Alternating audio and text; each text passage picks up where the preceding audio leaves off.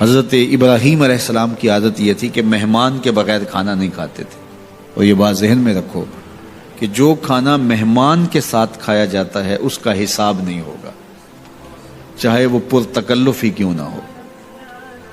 تو جب بھی بھوک ستاتی تو کسی شخص کو ڈھونڈ کے لے آتے اور اس کے ساتھ دسترخوان پہ بیٹھ کے کھانا کھاتے. ایک دن ایک مہمان کو ڈھونڈ لائے اور کھانا تیار تھا تو کہا کہ اللہ کا مبارک نام لیجیے اور شروع کیجیے. اس نے کہا میں تو اللہ کو نہیں مانتا.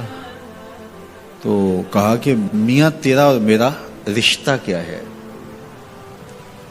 میں تجھے اللہ کے نام پہ تو کھلا رہا ہوں کہ تو اس کا بندہ ہے، اور اگر تو اس کا نام ہی گوارا نہیں کرتا تو پھر کیا باقی بچا؟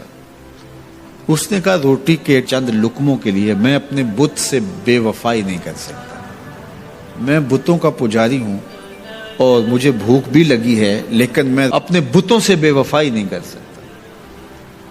تو حضرت ابراہیم نے فرمایا تو اتنا غیرت مند ہے، اپنے بتوں کے ساتھ تیری یہ وفا ہے، تو سن پھر میں بھی اللہ کے نام کے علاوہ تجھے ایک لقمہ نہیں دے سکتا. اس نے کہا کوئی بات نہیں، اٹھ کے چلا گیا. وہ چلا گیا تو جبریل آ گئے، رب کا سندیسہ دیا، ابراہیم تو نے میرا بندہ ناراض کر دیا. یا اللہ وہ تیرا بندہ تھا، تیرا نام لینا گوارا نہیں تھا. کہا ابراہیم اس کی عمر کتنی ہوگی؟ مالک 70-80 کے پیٹے میں ہوگا. تو کہا اتنا عرصہ ہو گیا نا کہ میں اس کو دے رہا ہوں، تم ایک دن نہیں کھلا سکے. اب ابراہیم علیہ السلام ان کو ڈھونڈ رہا، وہ پہاڑ چڑھ رہا تھا تو آواز دی او میاں آ جاؤ کھانا ٹھنڈا ہو رہا ہے. اس نے کہا آ جاؤں گا لیکن تمہارے رب کا نام نہیں لوں گا. کہا نہ لینا، آ جاؤ. آیا دسترخوان پہ بیٹھا، کھانا شروع ہوا تو کہنے لگا کہ پہلے تو بڑے غصے میں تھے، جلال میں تھے کہ رب کا نام نہیں لوگے تو کھانا نہیں دوں گا، ایک دم تبدیلی کیسے آ گئی؟ کہا اسی رب کا سندیسہ آیا ہے کہ مجھے بھی تو اتنا عرصہ ہوا کہ دے رہا ہوں، تم ایک دن نہیں دے سکے. تو اس نے کہا تیرا رب اتنا مہربان ہے تو مجھے بھی اس اپنے رب کا غلام بنا لے.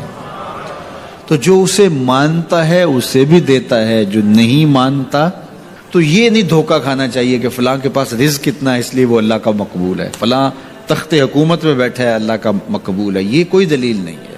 کتنے لوگ ہیں جو اس کے منکر ہیں، اس کے وجود کے منکر ہیں، لیکن اس کے باوجود ان کو اتنا عطا کرتا ہے.